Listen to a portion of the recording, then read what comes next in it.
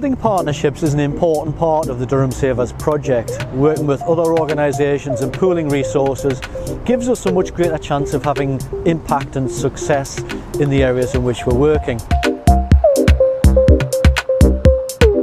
One of those areas we're targeting for 2019 is Chesterley Street, and I recently caught up with Neighbourhood Inspector David Coxon from Chesterley Street Police to talk about some of the groundwork we've been doing, but also to discuss some of the wider issues around personal financial problems and crime. I started off by asking him about the successful week of action we carried out at the end of last year to target loan sharks and how that came about. We started looking at some of the issues that we have in Chesterley Street, some of the problems that families were encountering or individuals were encountering when we were responding to incidents. And one of the things that came through time and time again was an element of chaos within their financial lives. They didn't really have a grip of what was going on financially in their lives, and as a result they didn't have a grip on other areas of their lives as well, which then transferred itself into issues in the community, so antisocial behaviour, etc., which is why we were getting involved. Now, as well as obviously wanting to sort and tackle the antisocial behaviour, what we were far more interested in doing was tackling the issues, the underlying issues and the causes of some of the problems that they were experiencing. So what we really wanted to do was understand that, and having spoken to some people and spoken to them about the finances, spoken to some of our partners in the credit union, spoken to David Tinmouth and yourself in economic development, and trying to work out what we could do. One of the things that came up was around how do we help people out of the financial position that they're in? How do we educate them around the assistance that's available? How do we look at raising the profile of the partners that are there principally to work with them? So one of the things that we also looked at was that by being financially chaotic and maybe not being able to manage the finances in the way that we would hope, they left themselves subject to exploitation from loan sharks. So we plugged very much into the anti-loan shark message, which is something that we've been working with for a number of years, but really wanted to try and launch that in Chesterley Street. We knew there was a wider issue than we were being told about, because a number of partners were coming back and telling us that they were having conversations with people about loan sharks. So we really wanted to drive that message home. We got a lot of buy-in from a lot of different agencies and individuals who want to try and help us develop the message. And so what we looked at was, rather than just doing one event and speak to a number of people on one occasion, we'd try and do something in a wide range of forums across a full week to really try and drive that message home, that it didn't just, this financial issues and money lending doesn't, or illegal money lending rather, doesn't just come from one sector of the community. It comes across a wide range of people within the community. So we want to get that message out to as many people as possible. So we started on the Monday morning.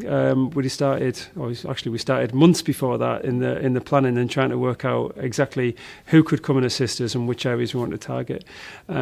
We started with some intelligence that we've been developing over a period of months and highlighted several individuals within the community that we thought were exploiting the community and lending money illegally. So we targeted those on the Monday morning, and then we started knocking on people's doors and letting them know what activity would take place.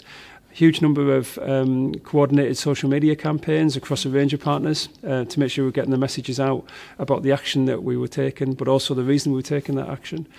We also talked about assistance that was available for people, and that was a consistent message throughout. Yes, we want to make you less vulnerable to exploitation. That was the main aim of the week.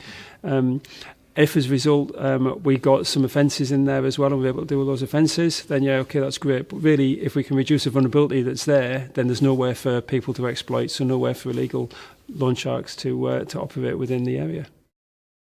As a police officer, I see and identify with families that are really struggling. We know that there are some areas of Chesterley Street that are particularly affluent. We also know that there's some areas where families really struggle, and that we've got well over 40% of children living in Chesterley Street are living in poverty. So that's got to be something that, as a community, and I feel my part right at the centre of that community, that's got to be something as a community that we should be working towards to try and resolve some of those issues and trying to give people the best possible outcomes.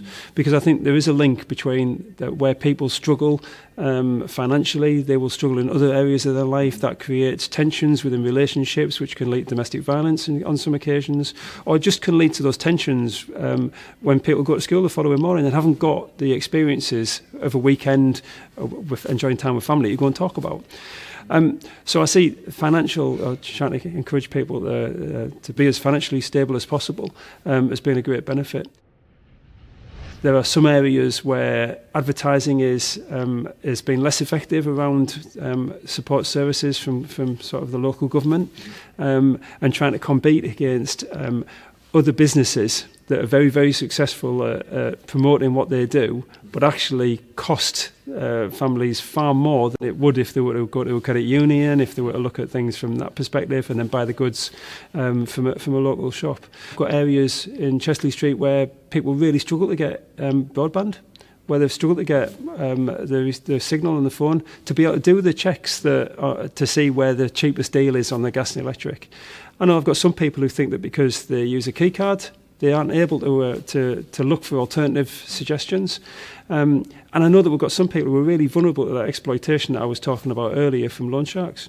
So what I want to do over 2019 and be right at the centre of a partnership between Durham Savers and Durham Police is make sure that we are, in every conversation that we have with people where we feel there's that level of vulnerability, that we're making sure that we're having a conversation about Durham Savers, that people understand that to get out of some of the issues they're having around finances, it's difficult on your own, but there is support available there.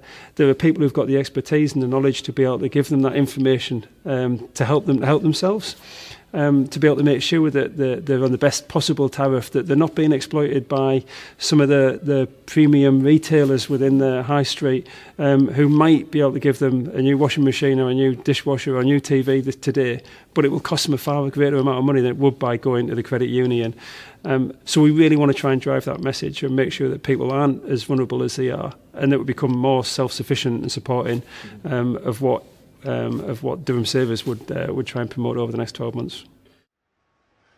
This isn't just my view, this isn't just my vision, this is something that as a team of neighbourhood officers at Chesley Street, the 20 of us have decided this is something that's crucial, that's really important to us to drive forward over 2019. So people can expect us to have those conversations. It's one of those areas where people are sometimes reluctant to talk. They're reluctant to talk about the finances. They're reluctant for a range of reasons. Some of that perhaps being shame. And the message I would try to get across to people is, look, we're not here to embarrass you. We're here to try and help you to get you into a more stable position. So the first thing is you can expect officers to perhaps ask questions around how you're coping financially and whether there's some support you can need. You can expect us to offer you the option of being referred through to Durham Savers. In some cases, that will mean we might want to hold your hand. We might want to help you, give you a bit more support, and it might mean taking you along to an advice session somewhere, or at least introducing you to the people that can help. Businesses can expect us to be speaking to them more about this and trying to see what they can do to support people at Chesley Street.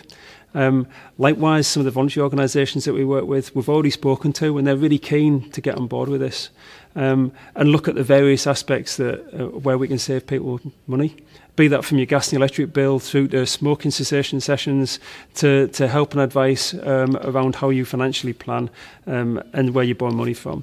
So I think 2019 is a really bright future for me. I'm really positive, as are the rest of the team, about what we can achieve, about how many people we can help across that period. But let's be right, if we only help one person and we get them out, and one family and we get them out of the issue they're in, then we'd be quite happy with that. Clearly we're going to strive for much, much more though.